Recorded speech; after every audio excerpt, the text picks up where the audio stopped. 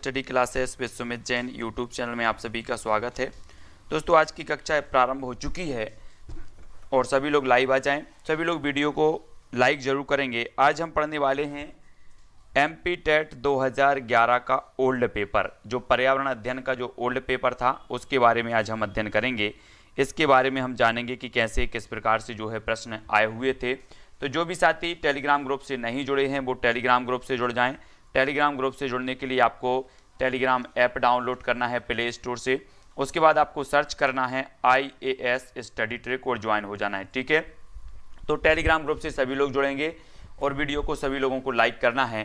पर्यावरण अध्ययन का जो आज हम इसके बारे में पढ़ेंगे, पर्यावरण अध्ययन का जो पेपर हुआ था 2011 में, है ना, ये पर्यावरण खंड ई में पर्यावरण अध्ययन का पार्ट ई, बहुत 30 महत्वपूर्ण प्रश्नों के बारे में यहाँ पर चर्चा करने वाले हैं। ठीक है, तो स्टार्ट करेंगे। सभी लोग आ जाएं और सभी लोग सबसे पहले तो वीडियो को लाइक कर दें, उसके बाद सभी को शेयर भी करना है। पार्ट ई में जो है इसमें एनवायरनमेंट का अलग अलग सेट दिया था और इस सेट के माध्यम से आज हम अध्ययन करने वाले हैं। ठीक है, इसमें क्या पूछा गया था उसके बारे में आज हम देखेंगे। महत्वपूर्ण ये प्रश्न हैं जिनके बारे में हमें जानना बहुत ज़रूरी है। सबसे पहला जो आपका प्रश्न है, कांटेदार झाड़ियाँ मिलती हैं तो कहाँ मिलती हैं? जी, सभी को बहुत अच्छे से उत्तर भी बताना है, सभी लोग आकलन भी करेंगे। सबसे पहले आप सभी लोग उत्तर बताते जाएं, ठीक है। उसके बाद हम इसमें डिस्कशन भी करेंगे। कांटेदार झाड़ियाँ कहाँ मिलती हैं तो सभी को बताना है। गर्म एवं आर्द्र उष्ण कटिबंधीय जलवायु में, गर्म एवं शुष्क रेगिस्तानी जलवायु में, ठंडी ध्रुवीय जलवायु में, या इनमें से कोई नहीं। सभी लोग उत्तर बताएंगे, सभी को उत्तर बताना है। इसका उत्तर क्या होगा? कांटेदार झाड़ियाँ मिलती हैं तो ये काय में मिलती हैं? कांटेदार झाड़ियाँ, सभी को उत्तर बताना है। तब सभी लोगों ने, अधिकांश लोग जो उत्तर बता रहे हैं, फटाफट से सभी लोग उत्तर बताएंगे और इसका जो उत्तर हो जाएगा वो क्या होगा? वो होगा गर्म एवं शुष्क रेगिस्तानी जलवायु। बी नंबर आपका बिल्कुल आंसर सही होगा। ठीक है, गर्म एवं शुष्क रेगिस्तानी जलवायु में मिलती हैं कांटेदार झाड़ियाँ, तो बी नंबर बिल्कुल सभी सही का सही हो जाएगा। ठीक है, बहुत बढ़िया, है ना, बी नंबर सभी है। अगला क्वेश्चन देख लेते हैं। अगला है, सुनहरा रेशा से अभिप्राय है तो क्या है? सुनहरा रेशा से अभिप्राय आपको बताना है। ये 4 विकल्प हैं आपके सामने, चाय, कपड़ा, पटसन या फिर रबड़। तो सुनहरा रेशा से क्या अभिप्राय है? 4 विकल्पों के माध्यम से हमें उत्तर बताना है, सभी लोग बताएंगे। तो उत्तर क्या होगा? सुनहरा रेशा सभी को पता है, हम रोज अध्ययन कर रहे हैं इसके बारे में। और सुनहरा रेशा जो आपका हो जाएगा वो पटसन या फिर जूट, यानी कि जो विकल्प नंबर सी है वो इसका सही होगा। ठीक है, सी नंबर इसका सही हो जाएगा। अगला देख लेते हैं। अगला क्वेश्चन, किस ग्रह को पृथ्वी का जुड़वा ग्रह के नाम से जाना जाता है? सभी को बताना है। बृहस्पति, शनि, शुक्र या फिर मंगल को। तो सभी लोग बताएंगे। बृहस्पति सबसे बड़ा ग्रह है, शुक्र को चमकीला ग्रह भी कहा जाता है ना, शनि को बलयाकार माना जाता है, मंगल को लाल ग्रह भी कहा जाता है। तो पृथ्वी की जो जुड़वा ग्रह कहा जाता है वो किसे कहा जाता है? तो शुक्र को कहा जाता है और शुक्र को पृथ्वी की बहन भी कहा जाता है। सी नंबर आपका बिल्कुल सही होगा। जिन्होंने भी सी बताया उनका आंसर बिल्कुल सही है। ठीक है, अगला क्वेश्चन है, विश्व का सबसे ऊंचा पठार कौन सा है? तब आपके 4 विकल्प हैं, दक्कन का पठार, मालवा का पठार, छोटा नागपुर का पठार या फिर तिब्बत का पठार। तो सभी लोग उत्तर बताएंगे कि विश्व का सबसे ऊंचा जो पठार होता है वो कौन सा पठार है? सभी लोग आंसर बताना है। विश्व का सबसे ऊंचा पठार हमें बताना है, उत्तर क्या होगा? तब अधिकांश लोगों ने बिल्कुल आंसर सही बताया है कि जो तिब्बत का पठार है, यानी कि जो विकल्प नंबर डी है वो आपका सही होगा। जिन्होंने भी डी बताया है वो सही है। तिब्बत का पठार विश्व का सबसे ऊंचा पठार माना जाता है, तिब्बत का। ठीक है, बहुत बढ़िया आंसर। अगला देख लेते हैं। अगला देखो कौन सा क्वेश्चन है, मानव जनित आपदा का एक उदाहरण है तो कौन सा है? मानव जनित आपदा का उदाहरण है तो कौन सा है? ये आपके 4 विकल्प हैं इस प्रकार से। मानव जनित आपदा हमें बताना है, भूकंप है, सुनामी है, रासायनिक आपदा है या फिर भूस्खलन है। तो सभी लोग उत्तर बताएंगे। मानव जनित आपदा का एक उदाहरण कौन सा है? देखो, भूकंप प्राकृतिक आपदा है, सुनामी प्राकृतिक है, भूस्खलन भी प्राकृतिक है। लेकिन अगर रासायनिक आपदा की बात करें, जैसे भोपाल गैस कांड हुआ था तो ये रासायनिक आपदा हुई थी और रासायनिक आपदा ये मानव जनित आपदा मानी जाती है। तो सी नंबर आपका बिल्कुल सही होगा। ठीक है, सी नंबर रासायनिक आपदा।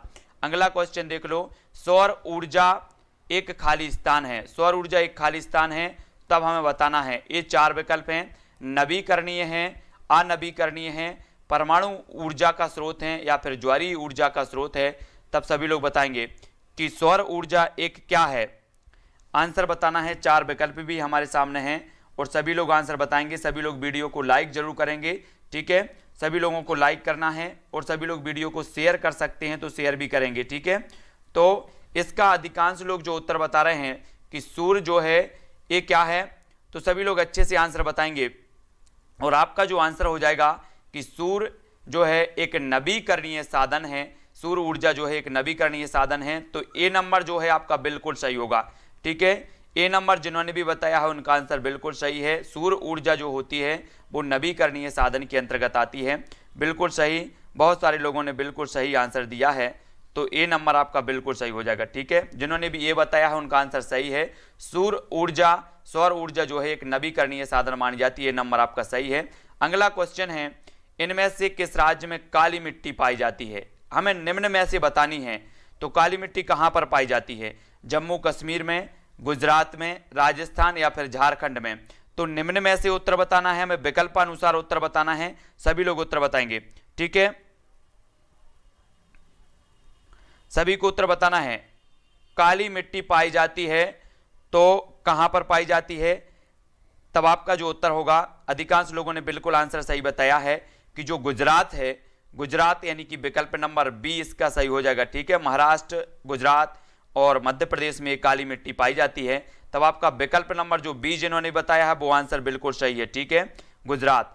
अगला क्वेश्चन देखो, अगला क्वेश्चन है साथियों, निम्न में से कौन सा उद्योग दूरभाष, कंप्यूटर आदि संयंत्र निर्मित करता है?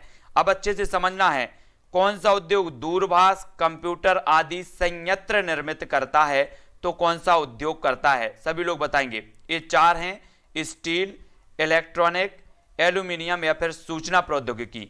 सभी को उत्तर अच्छे से बताना है, सभी लोग बताएंगे। तो प्रश्न क्रमांक है अपना और उत्तर बताना है। तब आपका जो उत्तर हो जाएगा दोस्तों वो क्या होगा? वो होगा विकल्प नंबर बी, इलेक्ट्रॉनिक। इलेक्ट्रॉनिक आपका सही होगा, ठीक है।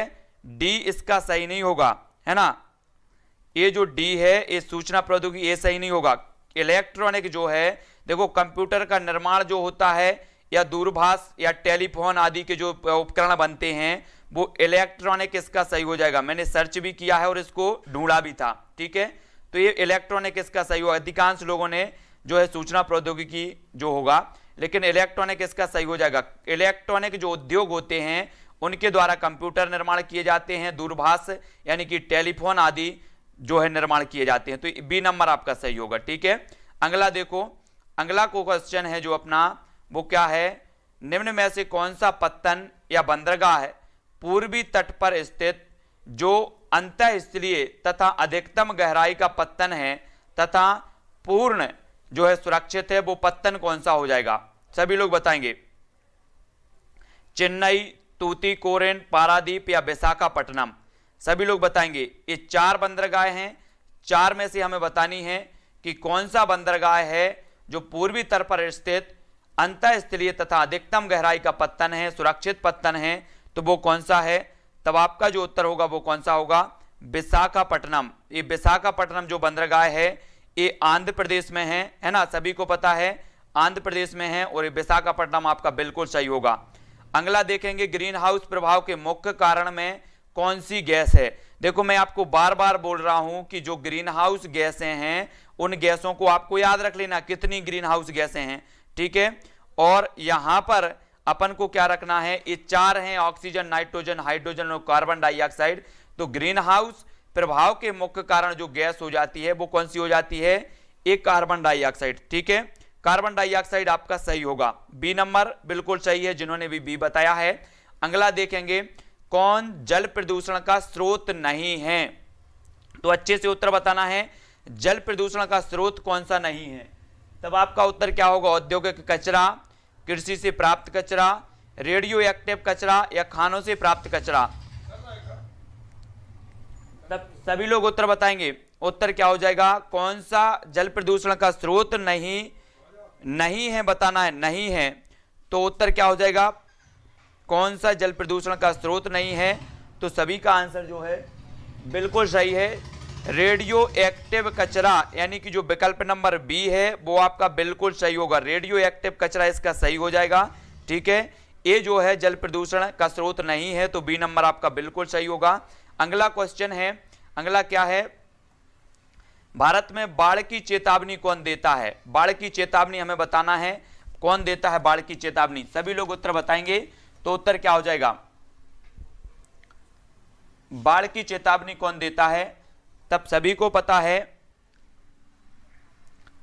ये जो है केंद्रीय जल आयोग, सिंचाई एवं बाढ़ नियंत्रण विभाग, जल संसाधन विभाग, या फिर ये सभी। तो सभी लोग याद रख लेना, ये सभी आपका डी नंबर बिल्कुल सही हो जाएगा। ठीक है, इसमें हम डिस्कशन करेंगे, जिसका जो भी क्वेश्चन होगा वो वीडियो के लास्ट में पूछेगा। ठीक है, बहुत बढ़िया, ये सभी आपका सही हो जाएगा, है ना। ग्राम पंचायत का क्या क्या कार्य करती है? ग्राम पंचायत, तब हमें बतानी है ग्राम पंचायत क्या कार्य करती है। पानी एवं स्रोतों का रखरखाव करती है, या फिर विद्यालय का निर्माण, या फिर गरीबी रेखा से नीचे के लोगों की सूची बनाना, या फिर ये सभी। तो ये सारे के सारे जो कार्य हो जाएंगे वो ग्राम पंचायत के कार्य होंगे, है ना। यानी कि जो ग्राम पंचायत है वो पानी के स्रोतों का रखरखाव भी, विद्यालय का निर्माण भी, गरीबी रेखा से। तो ये डी नंबर आपका बिल्कुल सही होगा, है ना। बहुत बढ़िया आंसर। अगला देख लेते हैं, निम्नलिखित में से कौन सी आपदा पर्यावरणीय ह्रास के कारण उत्पन्न होती है? सभी लोगों को दिख रहा है कौन सी आपदा पर्यावरणीय ह्रास के कारण जो है उत्पन्न होती है? तो कौन सी आपदा होती है? तो सभी को पता है कि भूस्खलन भी है, वनों में आग है, बाढ़ एवं सूखा है। ये सारी की सारी आपदाएं पर्यावरणीय ह्रास के कारण जो है उत्पन्न होती हैं। तो डी नंबर आपका बिल्कुल सही होगा। ठीक है, अगला क्वेश्चन है, इंदिरा गांधी नहर परियोजना का लाभ किस राज्य को मिलता है? आपको पता होगा कि इसे राजस्थान की जीवन रेखा कहा जाता है। हरी के बैराज से ये जो नहर है वो निकलती है ना। और ये जो इससे किस राज्य को लाभ मिलता है, और ये सबसे बड़ी नहर भी मानी जाती है ना। तो याद रख लेना है इंदिरा गांधी नहर, तो इसे जीवन, उत्तर होगा राजस्थान। राजस्थान आपका सी नंबर बिल्कुल सही होगा। ठीक है, इंदिरा गांधी नहर परियोजना का लाभ किस राज्य को मिलता है? तो राजस्थान को। सी नंबर आपका बिल्कुल सही होगा। अगला क्वेश्चन देखेंगे, अगला क्वेश्चन है, जल जनित बीमारी का एक उदाहरण है तो कौन सी है? सभी को बताना है ना। मैं आपसे बार बार बोल रहा हूं कि हमें ये सारे के सारे जो हैं वो याद रख लेना है। जल जनित बीमारी का एक उदाहरण है तो कौन सा है? सभी लोग उत्तर बताएंगे, जल जनित बीमारी का उदाहरण कौन सा है? सभी को आंसर बताना है, सभी लोग बताएंगे। उत्तर क्या होगा? जल जनित बीमारी का उदाहरण हमें बताना है यहां पर, डिप्थीरिया, डायरिया, ट्रांसलिटिस या फिर खसरा। तो सभी ने जो उत्तर बताया है कि जो जल जनित बीमारी है वो कौन सी है, अधिकांश लोगों ने बिल्कुल सही बताया है, डायरिया आपका सही हो जाएगा। ठीक है, डायरिया आपका बिल्कुल सही है, यानी कि जो आपका विकल्प नंबर सी है वो इसका सही होगा, डायरिया। ठीक है, सी नंबर वालों बहुत सही। अगला देखो, पर्यावरणीय शिक्षा का उद्देश्य है तो क्या है उद्देश्य? पर्यावरण की सुरक्षा एवं संरक्षण, पर्यावरण के संसाधनों का अधिकतम उपयोग, पर्यावरण के संसाधनों का न्यूनतम उपयोग, या इनमें से कोई नहीं। तो सभी लोग उत्तर बताएंगे पर्यावरणीय शिक्षा का उद्देश्य क्या है ना। पर्यावरणीय शिक्षा का उद्देश्य क्या है? तो सभी ने आंसर बिल्कुल सही बताया है कि जो ए नंबर है, पर्यावरण की सुरक्षा एवं संरक्षण, ये पर्यावरण शिक्षा का उद्देश्य होता है। ए नंबर आपका बिल्कुल सही होगा। ए नंबर जिन्होंने भी बताया है उनका आंसर बिल्कुल सही है। ठीक है, ए नंबर वालों का। अगला देख लेते हैं, निम्नलिखित प्रतियोगिताओं में किसका संबंध पर्यावरण के प्रति जागरूकता बढ़ाने से है? जागरूकता बढ़ाने से आपको बताना है ग्रीन ओलंपियाड, वन महोत्सव, पर्यावरण प्रदर्शनी या फिर पर्यावरण विद दिवस। तो किसका संबंध होता पर्यावरण के प्रति जागरूकता बढ़ाने का? तो बताना है, प्रतियोगिताओं में बताना है, प्रतियोगिताओं में किसका होता है। तब अधिकांश लोगों को उत्तर बताना है, चार विकल्पों में से निम्नलिखित प्रतियोगिता में किसका संबंध पर्यावरण के प्रति जागरूकता बढ़ाने से है। तब आपका जो आंसर हो जाएगा, सभी लोग उत्तर बताएंगे और आपका जो आंसर है वो क्या है?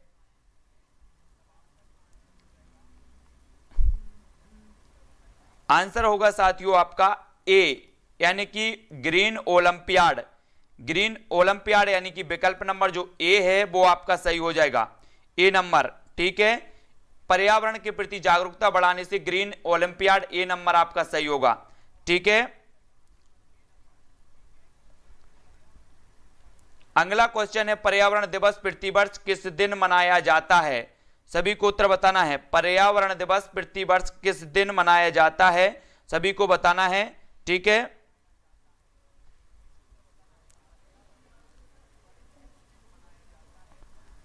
सभी लोग उत्तर बताएंगे। तो सभी को पता है कि जो 5 जून है, 5 जून, ये आपका सही है। और 2019 की जो थीम थी वो क्या थी? वायु प्रदूषण। वायु प्रदूषण इसकी थीम थी, तो बी नंबर आपका बिल्कुल करेक्ट आंसर होगा। ठीक है, बी नंबर। अगला क्वेश्चन देख लेते हैं, विद्यालय किस रणनीति द्वारा विद्यार्थियों के दिलो दिमाग में पर्यावरण के प्रति जागरूकता पैदा कर सकते हैं? तो बताना है कैसे कर सकते हैं, सभी लोग बताएंगे। विद्यालय किस रणनीति द्वारा विद्यार्थियों के दिलो दिमाग में पर्यावरण के प्रति जागरूकता पैदा कर सकते हैं? खेल कूद द्वारा, पाठ्यक्रम एवं पाठ सहगामी क्रियाओं द्वारा, परीक्षा द्वारा, या फिर इनमें से कोई नहीं। 4 विकल्प हैं, 4 में से एक का चयन करना है। रोज 6:30 बजे आपकी क्लास होती है पर्यावरण की, और सभी लोग आंसर बताना है। तो उत्तर क्या होगा? जागरूकता पैदा कर सकते हैं, तो इसका जो आंसर होगा वो होगा बी, यानी कि पाठ्यक्रम एवं पाठ्य सहगामी क्रियाओं द्वारा। बी नंबर बिल्कुल इसका सही हो जाएगा। ठीक है, पाठ्यक्रम एवं पाठ सहगामी क्रियाओं द्वारा पर्यावरण के प्रति जागरूकता पैदा कर सकते हैं। बी नंबर आपका बिल्कुल सही होगा। नोटिफिकेशन नहीं आता तो ऑल पर क्लिक करें, ऑल बेल आइकन को दबाएं और ऑल पर क्लिक करेंगे। भारतीय संविधान द्वारा प्रदत्त मौलिक अधिकारों का मुख्य उद्देश्य क्या है? बच्चों का संपूर्ण विकास, पुरुषों का संपूर्ण विकास, महिला सशक्तिकरण, नागरिकों के व्यक्तित्व का संपूर्ण विकास। तब उत्तर क्या होगा? भारतीय संविधान द्वारा प्रदत्त मौलिक अधिकारों का मुख्य उद्देश्य क्या है? तो उत्तर क्या हो जाएगा? प्रश्न क्रमांक है अपना, भारतीय संविधान द्वारा 4 विकल्प हैं और सभी लोगों को पता है कि जो इसका उत्तर हो जाएगा वो क्या होगा? नागरिकों के व्यक्तित्व का संपूर्ण विकास। और डी नंबर जिन्होंने बताया उनका आंसर बिल्कुल सही है, डी नंबर। ठीक है, अगला क्वेश्चन है, सामाजिक विज्ञान में कौन सा घटक शामिल नहीं किया जाता? तो कौन सा नहीं किया जाता, सभी लोग आंसर बताएंगे। इतिहास, राजनीति विज्ञान, भूगोल, या फिर व्यावसायिक अध्ययन। तब आंसर क्या होगा? सामाजिक विज्ञान में कौन सा घटक शामिल नहीं किया जाता? तब आपका बिल्कुल सही है आंसर डी, यानी कि जो व्यावसायिक अध्ययन है ये शामिल नहीं किया जाता। भूगोल किया जाता है, इतिहास और राजनीति ये सभी शामिल होते हैं। डी नंबर आपका बिल्कुल सही है। नेक्स्ट बात करते हैं, पाठ्यक्रम का वह क्षेत्र जिसका परीक्षण अंकों द्वारा नहीं किया जा सकता। सभी लोग बताएंगे स्वास्थ्य, योग, संगीत, या फिर ये सभी। तब उत्तर क्या होगा? सभी लोगों को बताना है पाठ्यक्रम का वह क्षेत्र जिसका परीक्षण अंकों द्वारा नहीं किया जा सकता। तो किसके द्वारा नहीं किया जा सकता?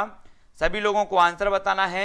तब आपका आंसर हो जाएगा सी, यानी कि ये सभी, ना तो स्वास्थ्य का, ना संगीत का, ना ही योग का। तब डी नंबर आपका बिल्कुल सही होगा। जिन्होंने भी डी बताया उनका आंसर बिल्कुल सही है। अगला क्वेश्चन, इनमें से कौन सी पर्यावरण की समस्या नहीं है? जल की बर्बादी, जल का संरक्षण, वनों का विनाश, या भूमि अपरदन। तब सभी लोग उत्तर बताएंगे। पर्यावरण की समस्या नहीं है, ये अपन ने कल या परसों ही प्रश्न पढ़ा था, पर्यावरण की समस्या नहीं है ना, पढ़ा था ना क्वेश्चन ये वाला। तब आपका जो आंसर होगा कि जल का जो संरक्षण है ये पर्यावरण की समस्या नहीं है। बी नंबर आपका सही होगा। वनों का विनाश ये है, जल की बर्बादी है, भूमि अपरदन भी है, लेकिन जल का संरक्षण ये नहीं है। तो बी नंबर आपका बिल्कुल सही होगा। ठीक है, अगला देखो, इनमें से कौन सा पर्यावरण की शिक्षा का सिद्धांत नहीं है? तो कौन सा नहीं है? पर्यावरण की शिक्षा में सबको शामिल किया जाए, पर्यावरण शिक्षा जीवन पर्यंत नहीं दी जानी चाहिए, पर्यावरण शिक्षा संपूर्ण विकास एवं समग्र के लिए होनी चाहिए, या फिर पर्यावरण शिक्षा सामाजिक एवं आर्थिक उद्देश्य तथा सभी को प्राथमिकता देने के साथ सद्भावपूर्ण होनी चाहिए। तब आपका उत्तर बताना है कौन सा पर्यावरणीय शिक्षा का सिद्धांत नहीं है बताना है। तो सभी लोग बताएंगे कौन सा नहीं है। तब आपका बिल्कुल जो सही आंसर होगा वो क्या होगा, बी नंबर का, पर्यावरण शिक्षा जीवन पर्यंत नहीं दी जानी चाहिए।